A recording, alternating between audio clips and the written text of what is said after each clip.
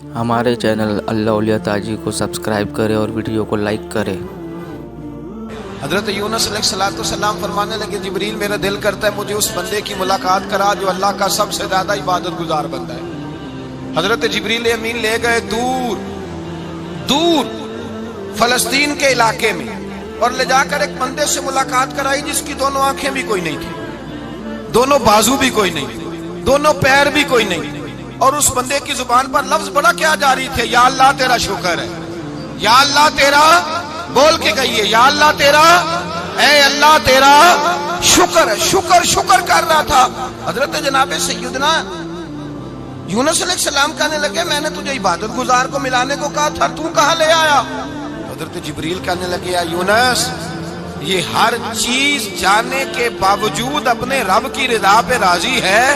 اس وقت دنیا میں نبیوں کے بعد جس سے اللہ سب سے زیادہ پیار کر رہا ہے وہ یہی بندہ ہے، یہ اپنے رب کی رضا پہ راضی ہے۔ اے تن میرا کنگی ہوئے تے میں زلف سجن دی واواں، تے پوش میرے دی جتی بن جائے تے میں یار دی قدمی آواں، مارو مارو مینو مار مکاؤ کوئی عذر نہ پیش لے آواں، تے جے سونا ہی میرے دکھ وچ راضی، جے سونا ہی میرے دکھ وچ راضی، جے سونا ہی میرے دکھ وچ راضی تے میں سکھ نو چلے ڈاواں، مانا کہ جب اس حال میں راضی ہے تو بس ٹھیک ہو گیا، ٹھیک ہو گیا۔ وصل اچھا ہے نہ فراق اچھا ہے، بس جس حال میں محبوب رکھے وہی حال اچھا ہے، بس جس حال میں انہوں نے رکھا بات ٹھیک ہو گئی۔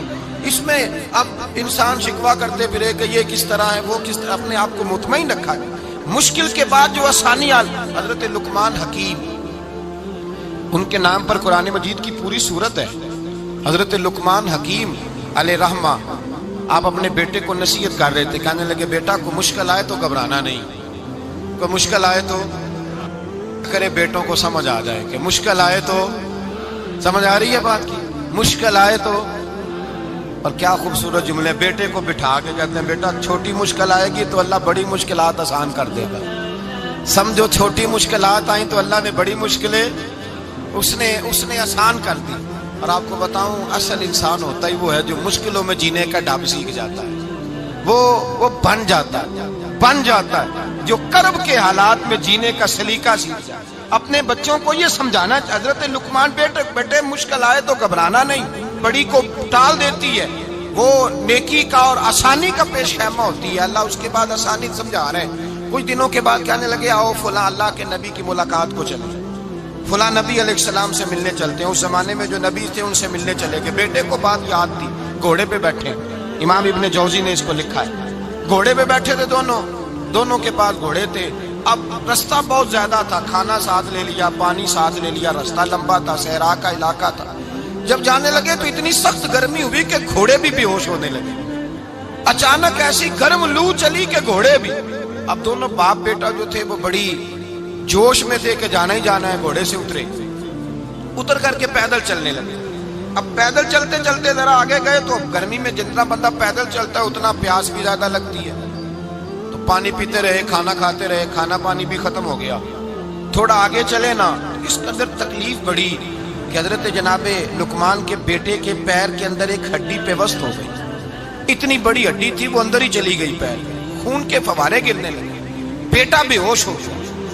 حضرت لقمان اس کے سرانے بیٹھے تو بیٹا تھا نا، آنکھوں میں آنسو آ گئے۔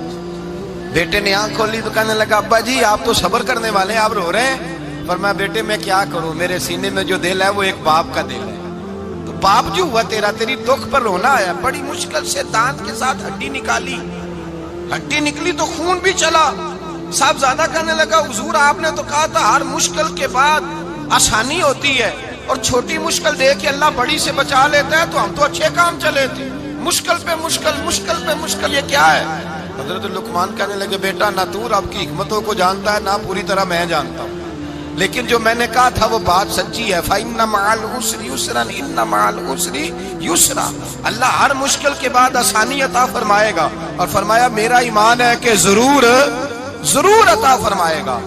یہ بات کہہ رہے تھے کہ سامنے سے دھواں اٹھا، اتنا سخت دھواں اٹھا کہ آپ نے سوچا شاید وہاں بادیا وہاں جاتے، وہاں چلنے لگے تو پیچھے سے کسی نے آواز دی ٹھہر جاؤ، رکو، وہیں رک گئے۔ تھوڑی دیر گزری تو کہا رک جاؤ، جب رکے تو ایک بولنے والا بولا، کہنے لگا تمہارے لیے تھوڑی دیر کے بعد جانوروں کا بندوبست کر دیا جائے گا، کھانے کا بھی بندوبست ہو جائے گا، بچے کا پیر بھی صحیح ہو جائے گا، چلے جانا، لیکن ذرا ٹھہرو۔ حضرت لقمان کہنے لگے بولنے والے تو کون ہے؟ تو کہنے لگے میں اللہ کا فرشتہ ہوں، میں اللہ کا فرشتہ ہوں۔ کہا اللہ کے فرشتے اور یہ سارا کچھ کیا ہے؟ تو فرشتہ کہنے لگا اصل بات یہ ہے کہ سامنے بستی پر مجھے عذاب نازل کرنے کا حکم ملا تھا، آپ بڑی تیزی سے آ رہے تھے، میں نے رب سے دعا کی کہ اللہ اس باپ بیٹے کی غلطی کوئی نہیں، مہربانی فرما۔ رب نے پہلے آپ کو صحرا میں الجھایا، پھر میری دعا کی برکت سے آپ کے گھوڑے ٹھہر گئے، پھر میری دعا کی برکت سے آپ کا پانی ختم ہوا، پھر میری دعا کی برکت سے آپ کے بیٹے کو زخم آیا، پھر میری دعا کی برکت سے سامنے سے دھواں اٹھا۔ فرمایا یہ جو تمہیں مشکل پہ مشکل آ رہی تھی، یہ تو میرا رب تمہیں عذاب سے بچانا چاہ رہا تھا، یہ جو تمہیں مشکل پر مشکل آ رہی تھی تو میرا مالک تمہیں عذاب سے بچا رہا تھا، تم سمجھ نہیں رہے تھے۔ حضرت لقمان نے بیٹے کی طرف دیکھا تو بیٹے کہنے لگے ابا جی بات بالکل سچی ہے، افضل الذکر لا الہ الا لا الہ الا، اور پھر پڑھنے لگے حسبنا اللہ و نعم الوکیل نعم المولا و نعم النصیر۔ یہ ورد ہونے لگے۔ بھائی جب تجھے مشکل آتی ہے، آزمائش آتی ہے، تو اس وقت سمجھتا ہے پتہ نہیں میرے ساتھ کیا بننے لگا ہے۔ اللہ تبارک و تعالیٰ چھوٹی مشکل دے کے تجھے بڑی سے محفوظ رکھتا ہے، چھوٹی بیماری دے کے تجھے بڑی سے محفوظ رکھتا ہے۔ بلکہ میں ایک دفعہ ایک تکلیف میں ایک آزمائش میں مبتلا ہو گیا، تو میں نے اپنے حضرت سے کہا کہ حضور سارے دکھ کٹھے ہی آ گئے، کیا کیا جائے؟ تو آپ فرمانے لگے بڑے خوش نصیب ہو، جوانی میں اللہ نے دکھ دے دیے، بڑھاپے میں آئے تو برداشت نہیں ہوتے، یہ تو بڑے وقت پہ آ گئے، شکر ادا کرنا چاہیے، اس زمانے میں برداشت نہیں ہوتے، اب آسانی ہے، ان کو برداشت کرو، ہمت کرو۔ میرے بھائی یاد رکھیں، آزمائشیں تکلیفیں آپ کو بڑا کرنے کے لیے آتی ہیں۔ ہم آزمائش کو برا جانتے ہیں، دکھ کو برا جانتے ہیں، دکھ تو بڑے پیارے ہوتے ہیں، یہ رونے کا سلیقہ سکھاتے ہیں، یہ اللہ کو منانے کا طریقہ سکھاتے ہیں، یہ مسجد میں جانے کا۔ وہ جو سکھی بندہ ہے نا، سکھی، مجھے ایک صاحب کہنے لگے دو قسم کے لوگ مدینے سے آتے، مدینہ شریف پوچھنے لگے، کہنے لگے حضرت جی دو قسم کے بندے ہیں، کچھ واپس جاتے ہوئے تڑپ رہے ہیں، کچھ تصویریں کھینچ رہے ہیں رخصتی کے وقت، فرق کیا ہے؟ تو میں نے کہا وہ جو تصویریں کھینچ رہا ہے وہ امیر آدمی ہے، اسے پتا ہے کہ میں پھر ٹکٹ لے لوں گا، مہینے کے بعد پھر آ جاؤں گا، اور یہ مدینہ چھوڑتے ہوئے تڑپ رہا ہے، یہ کوئی غریب ہے، یہ کہہ رہا ہے پتہ نہیں دوبارہ موقع ملے کہ نہ ملے، یہ دکھی ہے، یہ آزمائش میں دکھی۔ سکھی بندہ تو مکے جا کے نہیں روتا، وہاں بھی کھڑا ہے، ڈٹ کے کھڑا، دکھی کوئی نہیں تو روئے کیسے؟ روئے کیسے؟ دکھیے دی گل دکھیا ہی جانے، دکھیے دی گل، کیا خوبصورت لفظ ہے میاں صاحب کی، اور لفظوں میں حسن دیکھے، کہنے لگے دکھیے دی گل اے دکھیا ہی جانے، تے سکھیے نو کی خبراں، تے یار جنہاں دے موت نے مارے روندے نہیں تک تک قبراں۔ یہ مشکل مرحلہ ہوتا ہے، جب انسان تکلیف میں ہوتا ہے پھر اسے احساس ہوتا ہے، اور تکلیف والے کو ہی تکلیف والے کی تکلیف کا احساس ہوتا ہے۔ جب آپ کو اللہ مشکل دیتا ہے تو سمجھ لے رب آسانی دینا چاہ رہا ہے، جب تیز دھوپ آتی ہے تو سمجھ لے اللہ گرم ہوا گزار کے ٹھنڈی بارش برسانا چاہ رہا ہے، اور جب چاروں طرف سے گھٹن ہو، پنجابی میں کہتے ہیں گما لگ جائے، تو پھر سارے بول کے کہتے ہیں اب جو طوفان آئے گا وہ سخت ہی آئے گا، اس لیے کہ گھٹن جتنی زیادہ ہوتی ہے پھر فضل بھی اتنا۔ حضرت نوح علیہ السلام کی قوم کو حضرت نوح علیہ السلام نے 1500 سال سمجھایا ہے، 15، کچھ لوگوں نے 950 سال لکھا ہے نا، اعلیٰ حضرت نے لکھا ہے 1500 سال عمر ہوئی حضرت نوح علیہ السلام۔ اللہ تعالیٰ بندے کو جلدی سزا نہیں دیتا، بلکہ قرآن مجید میں ایک جگہ رب کریم اس طرح بھی فرماتا ہے کہ جب بندے مجھے بھول جاتے ہیں تو میں ان کے لیے نعمتوں کے دروازے کھول دیتا ہوں۔ بندہ سمجھتا ہے کہ میں کچھ تو ہے نا کہ میرے اندر، کہ میں جدھر جاتا ہوں خیر ہی خیر ہو جاتی ہے، وہ سمجھتا ہے کہ میری عقل ہے، حالانکہ اللہ اسے ڈھیل دیتا ہے، اللہ اسے ڈھیل دیتا ہے۔ گناہوں کی سزا کے 3 طریقے، ایک ہے متنبع کرنا، تنبیہ کرتا ہے اللہ، بندہ متنبع ہو جاتا ہے، یہ اللہ کا بہت بڑا احسان ہوتا ہے۔ ایک ہوتا ہے مہلت دینا، اور ایک تیسرا ہوتا ہے اللہ خفیہ تدبیر کرتا ہے۔ تھوڑا سا سمجھیے گا، انسان پر کوئی آزمائش آئی، فوراً اس کی چھٹی اس نے کہا کہ وہ فلان جگہ غلطی کی تھی تب ایسا ہوا ہے، ہوتا ہے نا کئی دفعہ، आवाज आती है ना अंदर से, चले बोल दे, कुछ नहीं होता आपको। अल्लाह जानता है यहाँ कोई कुछ नहीं कहेगा आपको। और हमारी तो वीडियो भी नहीं घूमती, यानी खबर भी नहीं हो कि किसने हाँ कर दी किसने ना कर दी। आप बगैर टेंशन के बातचीत करें, आज कुछ नहीं होता है इंशाअल्लाह ताला। आती है अंदर से आवाज। मैं आपसे इसलिए इन चीजों की तस्दीक कराता हूं कि बाकियों को भी आती है कि नहीं, इसलिए तस्दीक। कभी कोई किसी जगह इंसान परेशान होता है तो महसूस करता है कि वहां मुझसे होता है ना जी, जिसको ये नसीब हो जाए बड़ा खुश नसीब आदमी है। हजरत मौला अली फरमाते हैं अगर तुझे दुनिया में सजा मिल गई तो तू बच गया है, समझ फिर अल्लाह करम करेगा, आखिरत में सजा नहीं देगा। और ये याद रख ले, वमा असाबकुम मिन मुसीबतिन फबिमा कसबत ऐदीकुम व याफू अन कसीर। अल्लाह फरमाता है दुनिया में तुझे जो भी तकलीफ पहुंचती है वो तेरे हाथों के करतूतों की वजह से पहुंचती है। व याफू अन कसीर, फरमाया कसीर गुनाह तो मैं वैसे ही माफ कर देता हूं। ये जो तेरी जिंदगी में दुख है ना, ये भी मेरी कलील सजाएं हैं। ये कसीर पर सजा, ये कलील है कलील, ये जो तुम्हारी जिंदगी में तकलीफ है। इंसान को सजा मिलती। हजरत फुजैल बिन अय्याज रहमतुल्लाह ताला अलैह घोड़े पे बैठे थे, घोड़ा शरारत करने लग गया, उछलने लग गया, कूदने लग गया। तो हजरत फुजैल बिन अय्याज नीचे उतरे, एक कोने में जाके नमाज की नीयत बांध ली, 2 रकात नमाज पढ़ी, फिर देर तक इस्तिगफार पढ़ते रहे, रोते रहे, दुआ करते रहे, वापस आए। खादिम अर्ज करने लगे हुजूर समझ नहीं आई, घोड़े ने थोड़ी सी शरारत की, वो बिदका है, आपने उसको छोड़ा है और छोड़ करके आप नमाज में लग गए। तो हजरत फुजैल बिन अय्याज फरमाने लगे जब बंदा अल्लाह की नाफरमानी करता है ना, तो जो चीजें उसकी फर्मा बरदार होती हैं वो उसकी नाफरमानी करने लग जाती। तो मुझे महसूस हुआ था कि मैंने कहीं अल्लाह की नाफरमानी की है, इसलिए ऐसा हुआ है कि मेरे घोड़े ने मेरी, तो मैं तौबा करने लगा हूं। और अब देखता हूं बैठ के भला क्या होता है। मैंने सच्ची तौबा, हालांकि मुझे याद नहीं कि मैं कहां बोला, पर खरी और सच्ची तौबा की। दोबारा घोड़े पे बैठे तो घोड़ा बिल्कुल सही होकर साथ चलने लग गया। मेरे भाई, जब ये तंबीह है अल्लाह की तरफ से, ये मुतनब्बे किया जाता है कि तू बाद आ जा। बहुत सारी जगहों पे इंसान को वक्ती तौर पर अगर सजा मिल जाए, नबी पाक अलैहिस्सलाम की खिदमत में एक सहाबी आए, बात मजबूत कर दूं, वाकया सुनाया है ना, तो कुछ लोग समझते हैं कि ये वाकया है, तो मैं एक हदीस पाक इमाम बहकी की लिखी हुई अर्ज करता हूं। नबी पाक अलैहिस्सलाम के एक सहाबी आए और उनका सर फटा हुआ था, खून बह रहा था। सरकार ने फरमाया क्या हुआ? अर्ज की हुजूर एक औरत जा रही थी, मेरी नजर पड़ी, अभी नजर पड़ी है कि मेरे आगे सुतून आ गया तो मेरे सर पे लग गया। नबी पाक सल्लल्लाहु अलैहि वसल्लम ने फरमाया तेरे लिए खुशखबरी है, अगर दुनिया में तेरी गलती की तुझे सजा मिली है तो फिर रब तुझे कयामत में सजा नहीं देगा। फिर अल्लाह कयामत में सजा, बाज गुनाह ऐसे हैं जिनकी यहां भी सजा मिलेगी और वहां भी मिले। लेकिन मेरे भाई पहली बात यह है कि अल्लाह ताला उस गलती की यही सजा दे ले और दुआ फरमाए अल्लाह तबारक व तआला यहां भी माफी अता फरमाए, वहां भी माफी अता फरमाए, अल्लाह दरगुजर ही फरमाए। लेकिन मेरे भाई एक तो ये सजा, एक सजा ये होती है कि इंसान जब गुनाह करने लगता है तो अल्लाह नेमतों के दरवाजे खोलता है, मोहलत देता है। 500 साल तक फिरौन को मोहलत दी। कितने? यहां जो 5 साल हुकूमत कर लेता है वो कहता है सबसे काबिल मैं ही हूं, मुझे मोहलत मिली हुई है। 500 साल मोहलत दी अल्लाह ताला ने। और फिरौन की कौम पर पता अज़ाब किस तरह के आए थे? टिड्डियां मुसल्लत कर दी अल्लाह ने।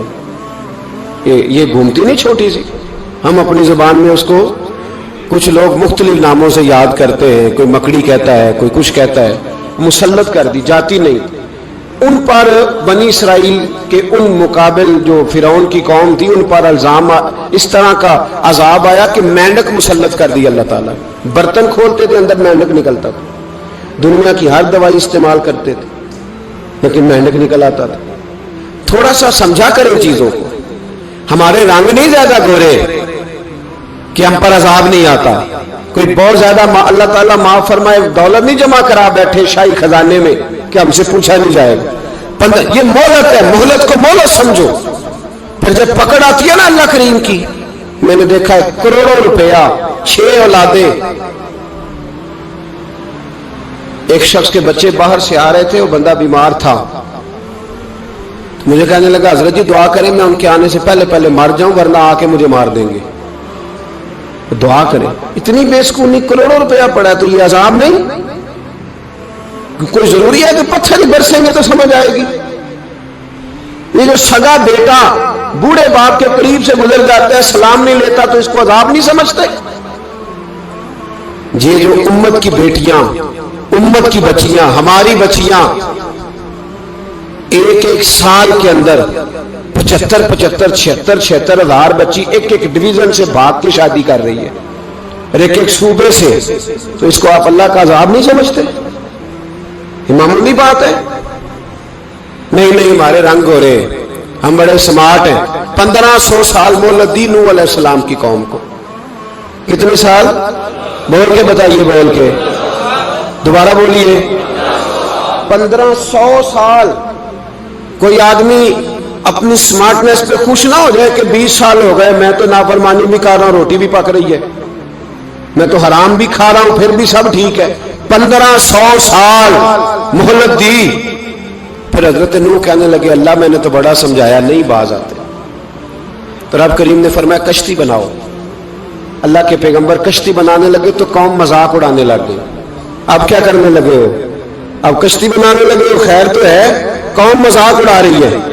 حضرت نوح علیہ السلام کا آپ نے کشتی بنائی, پانی کہاں سے نکلا؟ نہ بارشیں ہوئی نہ سیلاب آئے. ایک تندور تھا, اس کے اندر سے پانی نکلنا شروع ہو گیا. کبھی تندور سے بھی پانی نکلا ہے, پر جب نکالنے والا چاہتا ہے تو وہاں سے بھی ایک تندور سے پانی نکلا. اتنا نکلا, اتنا نکلا, اتنا نکلا کہ قوم ساری ڈوب گئی.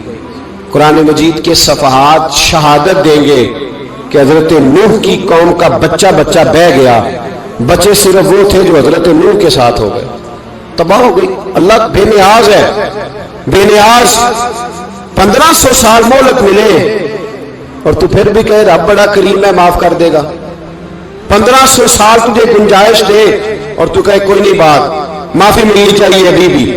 میرے بھائی, حضرت صالح علیہ السلام کی قوم, حضرت صالح نے تبلیغ شروع کی تو کہنے لگے پہلے معجزہ دکھاؤ. جی آج تو نہ لوگ معجزے مانگتے ہیں.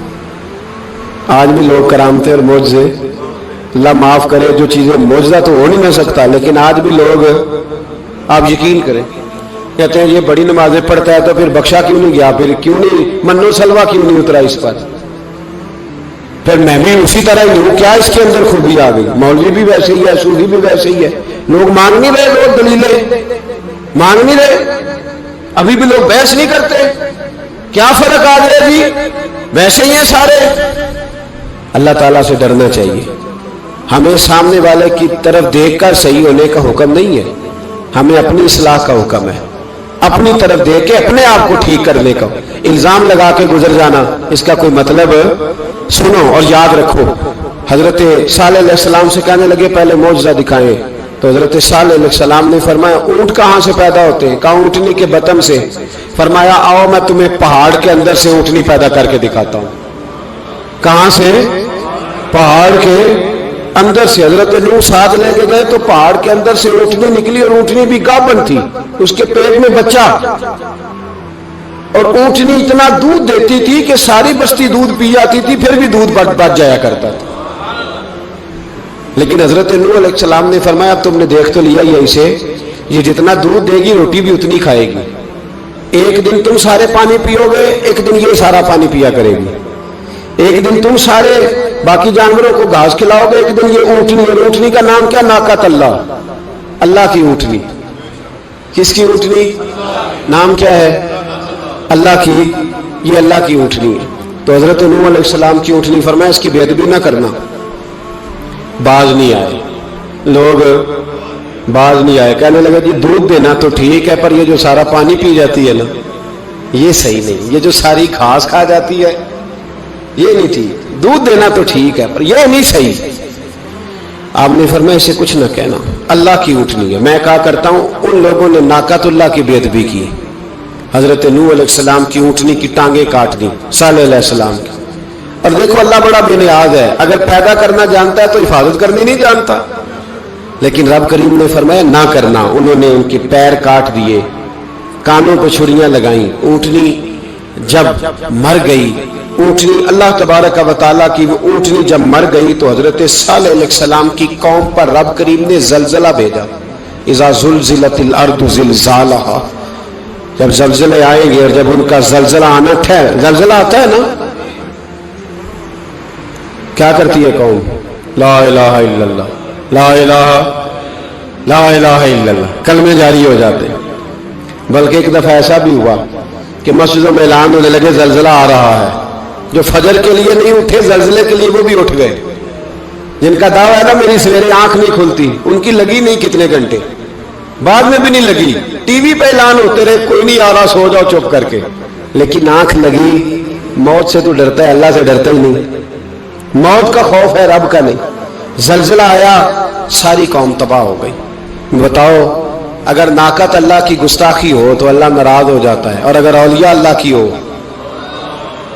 اگر اولیاء اللہ کی ہو تو رب ناراض نہیں ہوتا. شرم نہیں آتی لوگوں کو داتا صاحب کی بے ادبی کرتے, شرم نہیں آتی لوگوں کو غوث اعظم کی گستاخی کرتے, حیا نہیں آتی جنہوں نے دین پھیلایا ان کی بے ادبی. میں درد سے کہتا ہوں, رو کے کہتا ہوں, اور اگر کلیجہ پھٹ سکے تو میں دکھاؤں زخم کتنے. ایک حج کے موقع پر ایک بابا جی, اس سال 4,80,000 روپے کا پرائیویٹ حج تھا, اور بابا جی کی کیفیت کمزور تھی, بیچارے بیمار تھے. اس کے باوجود وہ گئے. بوڑھے آدمی, جا کے بیٹھیے, بزرگ, اور کتنی مشکل ہے وہاں مینا, مزدلفہ, عرفات, طواف زیارت, کتنا مشکل کام ہے طواف زیارت کرنا, طواف وداع کرنا. کس کٹھن سے حج کیا, بڑھاپے میں, پیسے بھی لگائے. اور جب وہ روضہ رسول پہ گئے صلی اللہ ہو, اور انہوں نے جا کے نبی پاک صلی اللہ علیہ وسلم کے روزے کی طرف منہ کر کے درود شریف پڑھا تو ایک ملا نے اٹھ کے کہہ دیا تو مشرک ہے. تو میری روح کانپی. میں نے کہا تجھے شرم نہیں آئی, حیا نہیں آئی؟ اس کی عمر دیکھ, کس بڑھاپے میں کہاں سے چلا, کہاں آیا. یہ مشرک ہوتا تو کسی مندر میں جاتا, یہ مشرک ہوتا تو کسی گرجے میں جاتا.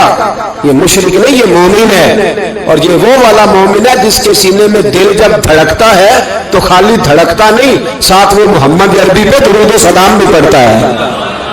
شرم نہیں آتی لوگوں کو, اتنی بڑی گستاخی کرتے. جو روضہ رسول پہ آیا مشرک ہے. میں نے جو مولوی کو صاف صاف کہا تھا, میں نے کہا اگر میں مشرک ہوں تو نکالو, مشرک کا داخلہ تو یہاں ویسے ہی منع ہے. شرم نہیں آتی, اپنی زبان کا ایک پاس کرو کچھ. اتنا ظلم, اتنی بڑی فرقہ واریت امت میں, اتنا امت کو تقسیم کرتے ہو, تمہیں شرم نہیں آتی؟ جہاں سے اتحاد کا پیغام دینا چاہیے وہاں سے تم لوگوں کو فرقے کا پیغام دیتے ہو, ایک مقصود فرقے کی تبلیغ کرتے ہو. خدا را, تو میں کہہ رہا ہوں ناقت اللہ کی بے ادبی پہ عذاب آتا ہے, تو اولیاء اللہ کی بے ادبی پہ نہیں آتا. داتا صاحب ساری زندگی تبلیغ کرتے رہے, ایک آدمی نے اٹھ کے کہہ دیا جناب وہ تو شرک کا اڈا ہے, تو رب کریم ناراض نہیں ہوتا ان باتوں سے. ہمیں خیال کرنا چاہیے, اللہ سے ڈرنا چاہیے. ان چیزوں سے عذاب آتا ہے اور آ رہا ہے. اللہ تعالی ہمیں محفوظ فرمائے. اللہ ہمیں اس سے, قوم لوط پہ بھی عذاب آیا. ہم جنس پرستی, مرد مردوں سے بدکاری کرتے. حضرت نوح نے سمجھایا کہ یہ کام درست فطرت کے خلاف ہے, یہ کام درست نہیں. جب انسان یہ کام کرتا ہے تو زمین اور آسمان کانپتے ہیں. اب میں کیسے کھول کے بتاؤں, میرے پاس اعداد و شمار ہیں کہ پاکستان کے اندر اس کام کی کیفیت کیا ہے اور کس طرح کر کے لوگ, میں تو رونا روتا رہتا ہوں داڑھی کا. لوگ کئی دفعہ کہتے ہیں حضرت صاحب پہلے بھی آئے تھے تو داڑھی کی بات, پھر بھی آئے تو داڑھی کی بات. تو میں رونا روتا ہوں, اس لیے روتا ہوں کہ جو کلین شیو نوجوان ہوتا ہے وہ امرد کے حکم میں ہے, اس پر وہی حکم لگتا ہے جو عورت پہ لگتا ہے. اس کے ساتھ مرد کا اٹھنا بیٹھنا اسی طرح ناجائز ہے جس طرح عورت کے ساتھ. حضرت جنید بغدادی رحمت اللہ تعالیٰ علیہ کے سامنے ایک شخص نے کہا وہ کتنا خوبصورت نوجوان جا رہا ہے, تو آپ فرمانے لگے تو حافظ قرآن نہیں کہا؟ ہاں. فرمانے لگے جا اپنے حفظ کی خیر منا. وہ شخص کہتا ہے میں نے اس بغیر داڑھی والے کلین شیو نوجوان کو بری نظر سے دیکھا, مجھے قرآن پاک ہی بھول گیا, سارا قرآن پاک بھول. اور کتنے سال میں دعائیں کرتا رہا, بیت اللہ کے طواف کرتا رہا, میں یاد بھی کرتا تو نہیں ہوتا. کیسے اب تو ہمارا نعت کہاں بیوٹی پارلر سے ہو کے آتا ہے، ہم کسی اور کو کیا پیغام دیں؟ وہ پیغام، وہ نظام، وہ طریقہ کار جس کا حکم تھا شریعت میں، قوم لوط پر عذاب آیا۔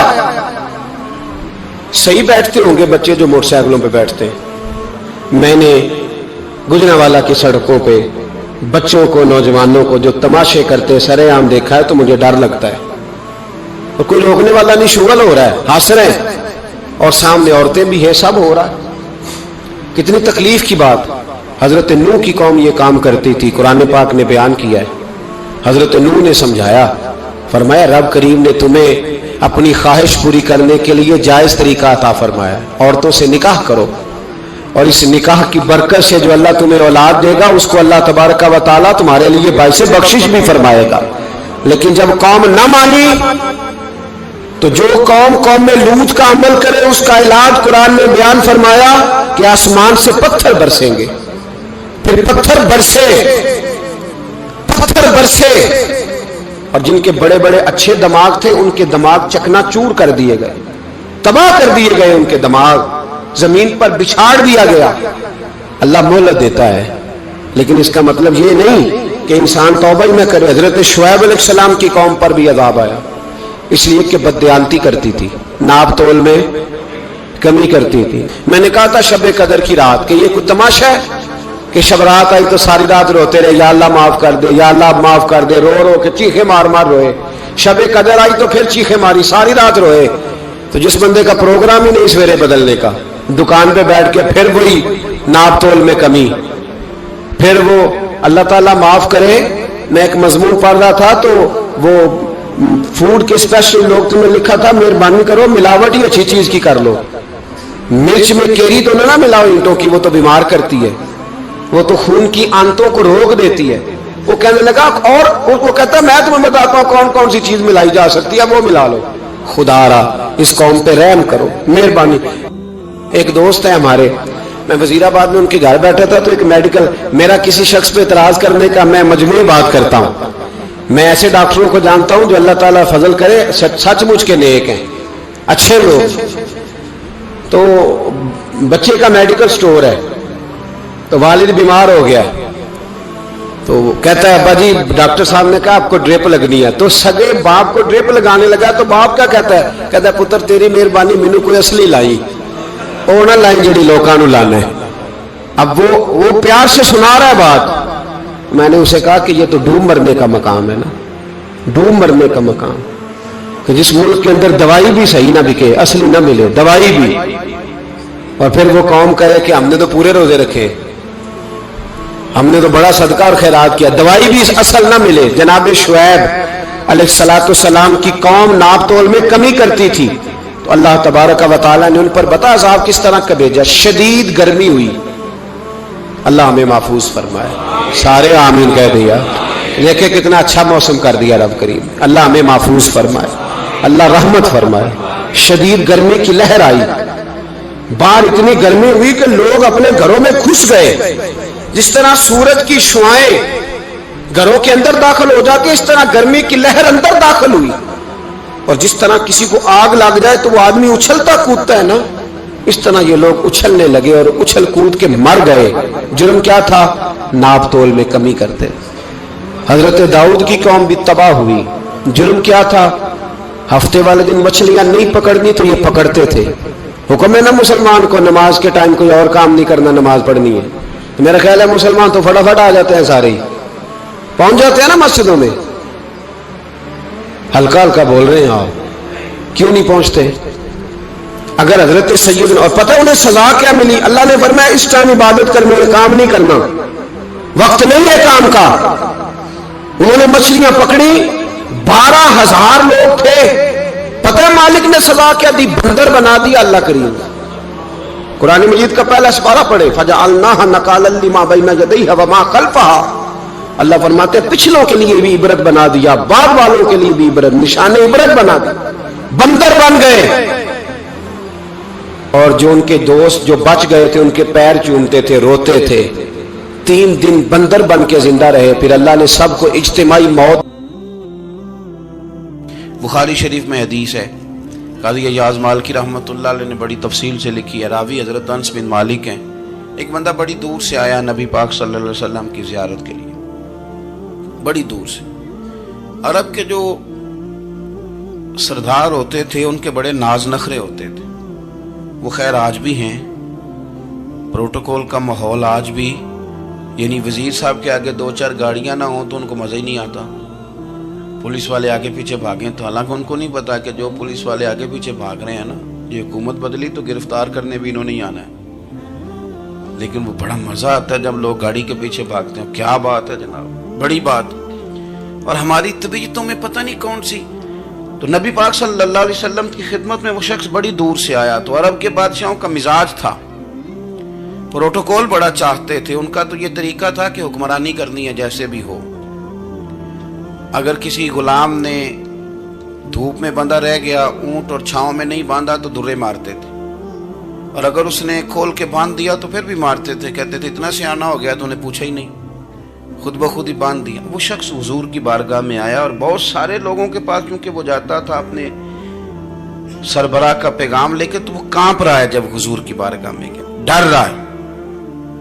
अब जरा बात को समझना, नबी पाक सल्लल्लाहु अलैहि वसल्लम ने उससे फरमाया क्यों डरते हो, सादा आदमी है, देहाती है, बद्दू है। अल्लाह के रसूल ने थप की थी, क्यों डरते हो? तो कहते हुजूर मुझे आदाब नहीं आते और मुझे डर आता है, कोई बात अगर ऐसी हो गई, आप मदीने की हुकूमत के सरबराह हैं, तो कहीं आप नाराज ना हो जाएं। हजरत अनस बिन मालिक फरमाते हैं बात कहाँ की थी, पहुँच कहाँ गई। जब उसने ये कहा ना कि आप तो हुकूमत के सरबराह हैं, कहीं कोई गलती ना मुझसे हो जाए, तो नबी पाक की आंखों में आंसू आ गए। हुजूर रोने लगे और नबी पाक सल्लल्लाहु अलैहि वसल्लम फरमाने लगे ना भाई, तो किसी हुकूमत के सरबराह के पास नहीं आया ना, तू तो उस बेटे के पास आया है जिसकी माँ गोश्त के खुश्क टुकड़े खा के भी गुजारा कर ले। मैं तो एक गरीब माँ का बेटा हूं।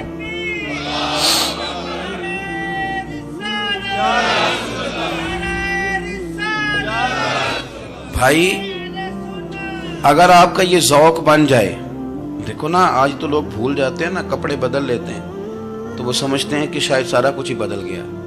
यानी गाँव से आकर पढ़ने वाले भूल ही गए हैं कि किसकी माँ ने कितना जेवर बेचा था। लोग भूल जाते हैं चीज़ों को। अपने माजी को याद रखें, आप लोगों के साथ प्यार करें, आप लोगों को मौका दें, आप थोड़ी सी और कोशिश करें उस शख्स तक जाने की जो आपको मायूस नज़र आ रहा है, परेशान नज़र आ रहा है। ये हमें मिलाद वाले महबूब सल्लल्लाहु अलैहि वसल्लम ने दरस दी। एक और पहलू, हुजूर सैयद आलम सल्लल्लाहु अलैहि वसल्लम ने, हमारे यहाँ ना अभी भी बरादरी की तकसीम है, अभी भी, और कुछ मैंने ऐसे कमज़ोर लोग भी देखे। ये इस तरह की हरकतें हारे हुए लोग करते हैं। हारे हुए लोग जो अपने आप को समझते हैं कि मैं कोई बड़ा आदमी हूँ। बड़ा आदमी तो अपने अखलाक से होता है, अपने किरदार से होता है, अपनी सखावत से होता है, लोगों से प्यार करने से होता है। बाकी ये कि बैठ के कहानी सुनाना कि मैं बड़ा कुछ करता हूँ, तो जो कुछ करता होता है उसे सुनाने की कोई ज़रूरत है। एक और बहुत सारे लोग आप ताज़ियत करने जाए ना वालिद के इंतकाल के बाद, तो उन बेचारों को बताना पड़ता है कि अब्बा जी मेरे बगैर दवाई नहीं खाते थे। तो मैं कहता हूँ अगर तेरे बगैर नहीं खाते थे फिर बताने की ज़रूरत नहीं, फिर तो सारे गाँव को पता होगा कि तेरे बगैर नहीं खाते थे। और अगर कोई दाल में काला है तो फिर तेरी वजाहत कोई बंदा कबूल नहीं करेगा। तो आपको बताना क्यों पड़ रहा है, और आप बार बार इस बात का जिक्र क्यों कर रहे हैं कि हम बहुत बड़े कबीले के हैं? साहब अगर आप बड़े कबीले के हैं तो पता होगा सारे इलाके को आप कितना लोगों का ख्याल करते हैं, आप किस कदर मोहब्बत करते हैं, आपका अंदाज़े करीमाना किस तरह का। फिर आपको बताने की कोई ज़रूरत नहीं होती, फिर खुद ब खुद खबर होती। हजरत सैयदना अबू ज़र ग़िफ़ारी रज़ी अल्लाह तआला अन्हु, कबीला बनु गफ़ार एक बड़ी शाख थी कबीलों में से। जो लोग उस ज़माने में मालदार कबीलों से ताल्लुक़ रखते थे उनमें से एक बड़ा नाम था। सारी ज़िंदगी चौधराहट की, लेकिन मिलाद एक इनकलाब का नाम है। मैं मिलाद मनाने वाले दोस्तों से गुजारिश करता हूँ कि आप हर साल मिलाद मनाएं और हर साल मिलाद के बाद आप थोड़े बदल भी जाएं, यानी थोड़े से बदल जाएं। कुछ लोग कहें यार ये दाढ़ी मैंने ना 12 रबीउल अव्वल वाले दिन रखी थी, ये मेरी मिलाद वाली दाढ़ी है। और दाढ़ी रखें भी नबी पाक की मर्जी की। किसकी मर्जी की? ना नाराज हो जाए जो मैं टूर चला बस, किस मर्जी की जी? अपनी मर्जी के नहीं। दाढ़ी का वजन को नहीं होता कि पूरी मुट्ठी रखेंगे तो आपको कोई दिक्कत होगी, इनको कोई वजन नहीं, पूरी रखें। जो हुजूर का तरीका मुबारक है जो हमें मिलता है उस पर आप तवज्जो फरमाएं। तो मैं जो बात अर्ज करने जा रहा हूं वो मिलाद इनकलाब है। हुजूर सैयद आलम सल्लल्लाहु अलैहि वसल्लम की बारगाह में आने से पहले लोग कुछ और होते थे और यहां से होके जाते थे तो फिर उनमें तब्दीली आती थी। मैं सारा दिन करामतें सुनाऊं ना किसी को अपने पीर साहब की और अपने घर में भी कि मेरे हजरत बड़े, मेरे उस्ताद बड़े, लेकिन बीवी के साथ अगर मैं तुर्श लहजे में बात करूंगा तो वो कहेगी ऐ सिखाते ने तेनू पीर साहब। दोस्त कहेंगे ये सिखाते हैं आप। तो आपकी कहानियां नहीं चलती, आपका किरदार चलता है। हजरत अबू ज़र गिफारी रदी अल्लाह तआला अन्हु फरमाते हैं, चूंकि मैं चौधरी था, सैयदना बिलाल हबशी रदी अल्लाह तआला अन्हु के पास में बैठा था। किसी बात में बात आगे बढ़ी और बढ़ते बढ़ते बात शकरंजी तक चली गई। राय के इख्तलाफ ने बातों में तलखी पैदा कर दी और जब थोड़े लफ्ज और तेज हुए तो मैंने उन्हें कह दिया, चुप कर, तू तो अफशन का बेटा है। किसके बेटे थे हजरत बिलाल? कहते हैं जब उन्होंने मुझे कहा तो मेरा दिल बड़ा टूटा, लेकिन मैंने इरादा किया कि मैंने हुजूर की बारगाह में नहीं अर्ज करनी। अब हर बात की हम हुजूर की बारगाह में शिकायत करें, लेकिन मैं जाके मस्जिद में बैठा और जब सरकार आए ना, इरादा नहीं था कि अर्ज करूंगा, लेकिन हुजूर का चेहरा देखा तो दुख मेरा खुद ही ताज़ा हो गया। रोने का भी तो तब ही मजा आता है ना कोई अपना मिले तो। फरमाते हैं कि मेरे आंसू ना बगैर इख्तियार के छलक पड़े और मैं खुल के रोए, खुल के।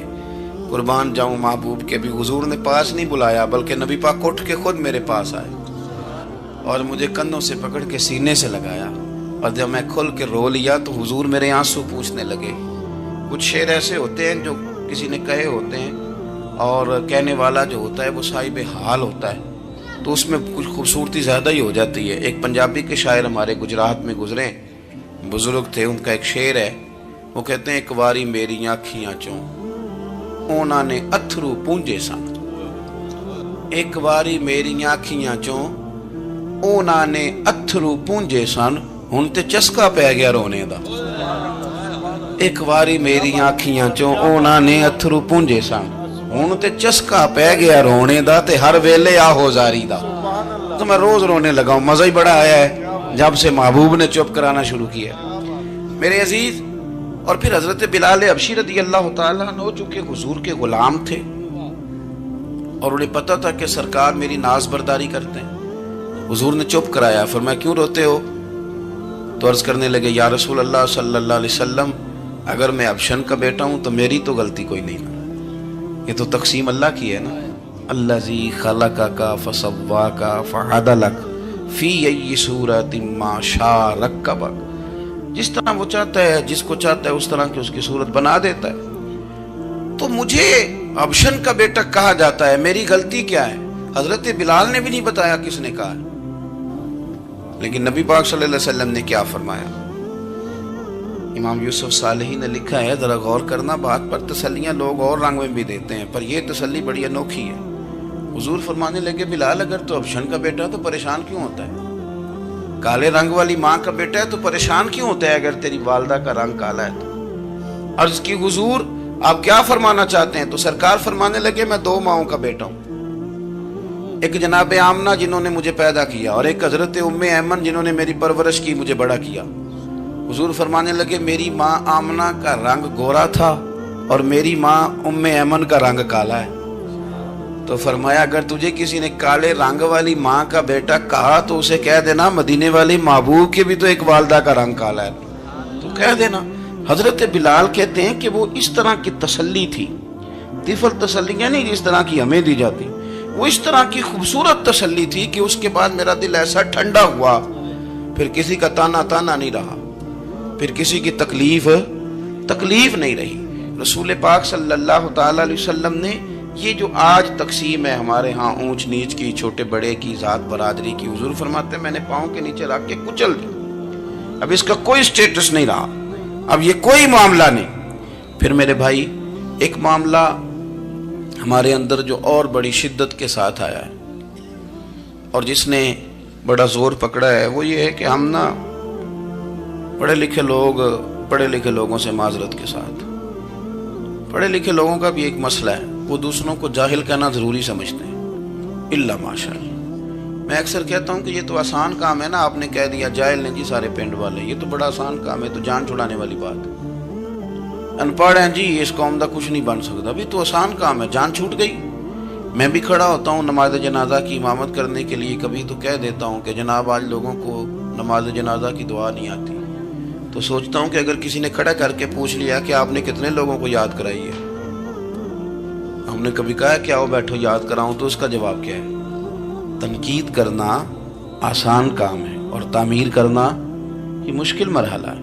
عزیز دوست، ہمارے ہاں نا ان پڑھ بندے کے ساتھ اور اس بندے کے ساتھ جس کی سوچیں محدود ہیں، ہمارا رویہ اتنا تلخ ہوتا ہے۔